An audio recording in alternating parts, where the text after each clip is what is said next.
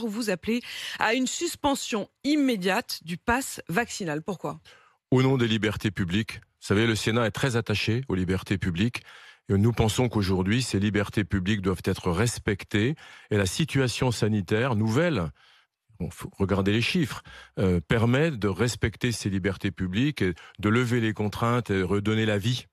Redonner la vie, suspendre le pass sanitaire le jour même où, en réalité, il va être encore durci, puisque pour 4,5 millions de Français qui n'ont pas fait leur dose de rappel dans les 4 mois qui sont désormais le délai obligatoire, eh bien, ce pass vaccinal ne sera plus valide. Ça veut dire que pour vous, il aurait fallu avancer la date de fin. On commence déjà à évoquer que ce sera dans 3 semaines, 1 mois. Oui, le pass vaccinal, au moment où il a été mis en œuvre, le 24 janvier, il n'était déjà plus d'actualité. Nous avions à l'époque 300 000 contaminations par jour. Ça veut dire que l'épidémie était hors de contrôle, que nous allions vers une immunité naturelle de la population. Nous l'avons dit à l'époque, nous avons voté contre. Et voir aujourd'hui que des personnes qui ont été volontaires, qui ont eu 2 vaccinations, vont se voir retirer leur passe vaccinal et ne vont plus pouvoir vivre normalement, alors qu'ils ne sont pas des anti-vax, ils ne sont pas des rebelles, ils sont des citoyens. Et je rappelle que la Constitution prévoit que l'on ne peut pas contraindre quelqu'un à faire quelque chose qui n'est pas spécifiquement dans la loi. Donc la vaccination obligatoire n'a pas été votée. En fait, pour vous, cette vaccination obligatoire, ce pass vaccinal, il est de toute façon hors la loi.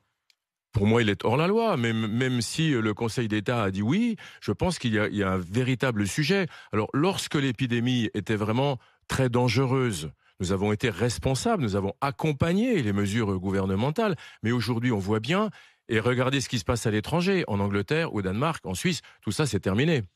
Là-bas, en effet, c'est fini. Ici, à la fois, on durcit le pass et en même temps, on rouvre les discothèques. Donc, il y a effectivement ce paradoxe. Mais vous évoquiez les chiffres à l'instant. Il y a quand même un chiffre qui continue à être très élevé. C'est le nombre de morts. 385 personnes sont mortes ces dernières 24 heures du Covid.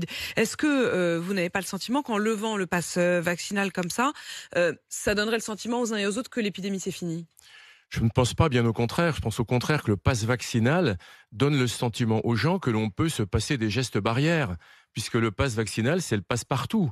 Vous pouvez être aujourd'hui titulaire d'un pass vaccinal et être contagieux, être porteur du virus. Il est moins efficace qu'un certificat de test négatif. Donc vous seriez plutôt pour encourager à ce qu'on reprenne les tests quand c'est nécessaire et qu'on oublie carrément le pass ? Qu'on oublie le pass et surtout qu'on se concentre sur 2 choses, me semble-t-il. Il faudrait s'occuper des personnes à risque. Il reste toujours un certain nombre de personnes, y compris âgées, qui ne sont pas vaccinées. Peut-être il faudrait les chercher, on peut facilement les trouver, s'en occuper. Ça, c'est une première chose. Et la deuxième chose, je pense qu'il faudrait enfin donner des moyens à l'hôpital public. Actuellement, nous sommes en dessous des 63%, je crois, de lits occupés, et pas forcément toujours à cause du Covid. Plus de 4000 lits ont été fermés en 2020. Donc c'est l'inverse qu'il faudrait sans doute faire. Ça nous permettrait de sortir sereinement de cette épidémie et vraiment en s'occupant des personnes à risque, justement pour répondre à votre question sur les décès, qui est la bonne question.